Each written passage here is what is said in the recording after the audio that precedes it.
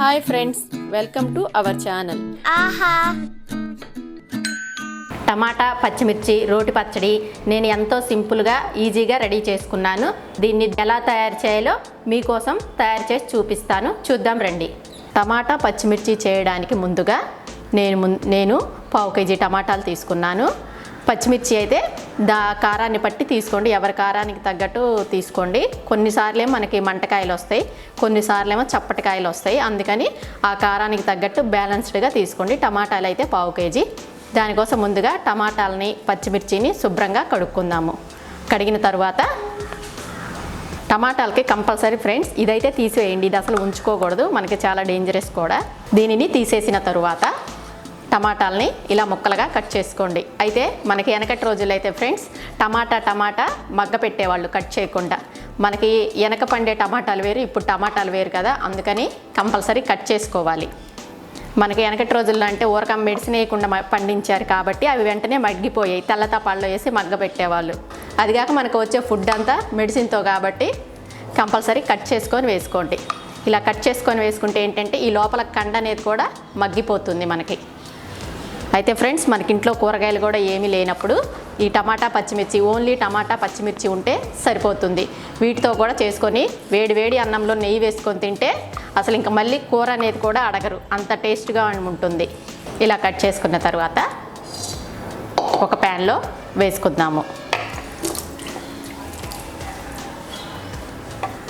ప్యాన్లో వేసుకున్న తర్వాత దీన్ని పక్కన పెట్టుకుందాం. ఆ తర్వాత పచ్చిమిర్చిని కూడా అలాగే చిన్న ముక్కలుగా కట్ చేసుకుందాం. ఇలా వేస్తే మనకి త్వరగా మగ్గిపోతాయి, పని కూడా చాలా ఈజీగా అవుతుంది. కాయలు వేసుకోవటం వల్ల ఏంటంటే మనకి త్వరగా మగ్గిపోదు, ఆ పచ్చి వాసన లోపల అనేది అలాగే ఉండిపోతుంది. కట్ చేసుకుంటే ఏంటంటే మన ఆయిల్లో మగ్గిస్తాం కదా, అందుకని మనకి పచ్చి స్మెల్ అనేది ఉండదు, పచ్చడి కూడా మంచి రుచికరంగా వస్తుంది. నేనైతే కొంచెం కారం ఎక్కువ తింటానండి, అందుకని పచ్చిమిర్చి కొంచెం ఎక్కువగానే తీసుకున్నాను. ఈ పచ్చడి ఒక్కటి ఉన్నా కూడా వడియాలతో పెట్టుకొని అన్నం మొత్తం తినేయచ్చు. ఇలా కట్ చేసిన తర్వాత ముందు టమాటాలు వేసుకున్న కళాయిలో వీటిని కూడా వేసుకుందాము. వేసుకున్న తర్వాత ముందుగా స్టవ్ వెలిగించుకొని కళాయి పెట్టుకుందాము. కళాయి పెట్టిన తర్వాత 4 టీ స్పూన్ల ఆయిల్ వేసుకొని మగ్గ పెట్టుకుందాము. మీడియం ఫ్లేమ్లో పెట్టి మగ్గ పెట్టుకోండి ఫ్రెండ్స్, ఎందుకంటే మనం హైలో పెడితే పైనంతా మగ్గిపోతుంది, లోపల పచ్చిదనం అనేది అలాగే ఉంటుంది. అందుకని మీడియం ఫ్లేమ్లో పెట్టుకొని మాత్రమే వీటిని మగ్గనివ్వండి. ఆయిల్ వేసిన తర్వాత ఒక్కసారి మొత్తం కలపెట్టుకొని దీని మీద మూత పెట్టుకుందాం. మూత పెట్టుకుంటే ఏంటంటే ఫ్రెండ్స్ ఆవిరి అనేది వస్తుంది కదా, ఆ ఆవిరికి త్వరగా మగ్గిపోతుంది. 5 మినిట్స్ మగ్గనిద్దాము. ఫ్రెండ్స్ ఒకసారి మూత తీసి చూద్దాము. చూసారా మనకి టమాటా గుజ్జు అనేది బాగా వస్తుంది, పచ్చిమిర్చి కూడా మగ్గిపోతుంది. ఇలా అంటే మెత్తబడుతుంది చూడండి టమాటాని. ఇంకొంచెం ఈ వాటర్ అంతా ఇనిగిపోయి ఆయిల్ పైకి వచ్చే వరకు మనం వీటిని మగ్గబెడదాము. అప్పుడు ఏంటంటే చట్నీకి మంచి టేస్ట్. ఇది ఈ వాటర్ అనేది లేకుండా మొత్తం మగ్గిపోతే మనకి చట్నీ అనేది చాలా మంచి టేస్ట్ వస్తుంది. ఇలా కలబెట్టుకొని మరొకసారి మూత పెట్టుకుందాం.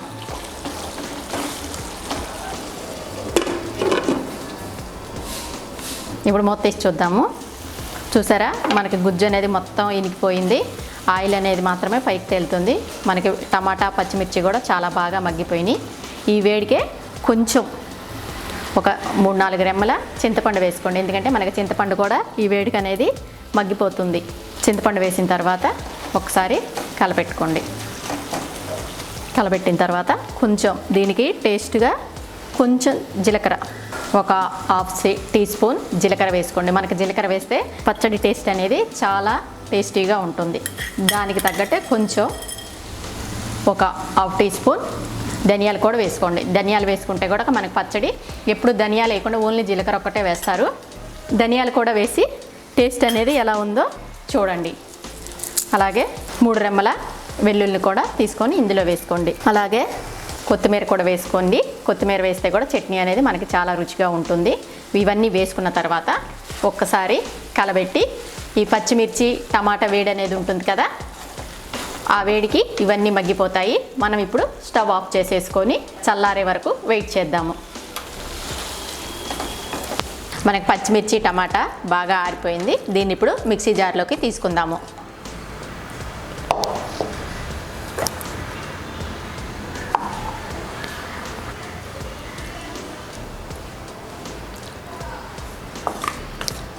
మిక్సీ జార్లో తీసుకున్న తర్వాత టేస్ట్కి తగ్గట్టు సాల్ట్ వేసుకొని గ్రైండ్ చేసుకుందాం.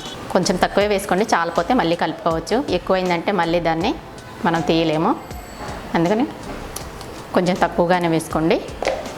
ఇలా వేసిన తర్వాత మీకు మెత్తగా కావాలంటే బాగా గ్రైండ్ చేసుకోండి. కొంచెం మనకి రోటి పచ్చడిలాగా కావాలంటే ఊరక అలా ఒక 2 సార్లు గిర్ గిర్ అని తిప్పేసి ఆపేయండి. నేనైతే మెత్తగా వేయట్లేదు, కొంచెం పలుకుతోనే వేస్తాను. ఎలా వేయాలో మీకు మిక్సీ వేసిన తర్వాత చూపిస్తాను. ఇదిగోండి ఫ్రెండ్స్, నేనైతే మిక్సీ వేసుకొని వచ్చాను. నేను కొంచెం పలుగ్గా ఉండేటట్టే వేసుకున్నాను, ఎందుకంటే మా ఇంట్లో ఇలా తినడానికే ఇష్టపడతారు. మీకు ఇలా తొక్కు ఇష్టం లేదు అనుకున్న వాళ్ళు బాగా మెత్తగా కూడా గ్రైండ్ చేసుకోవచ్చు. ఇలా అయితే ఏంటంటే మనకి రోటితో నూరిన ఫ్లేవర్ వస్తుంది, అలాగే టేస్ట్ కూడా అలాగే ఉంటుంది. అందుకని ఇలా కచ్చా పచ్చాగానే గ్రైండ్ చేసుకోండి. ఇప్పుడు దీన్ని ఒక సర్వింగ్ బౌల్లోకి సర్వ్ చేసుకుందాము.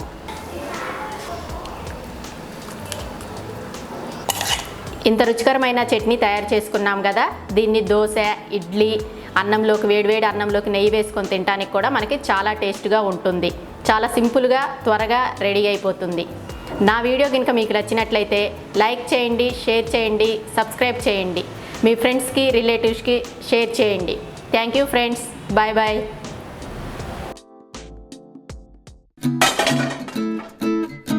Hi friends, welcome to our channel. ఆహా.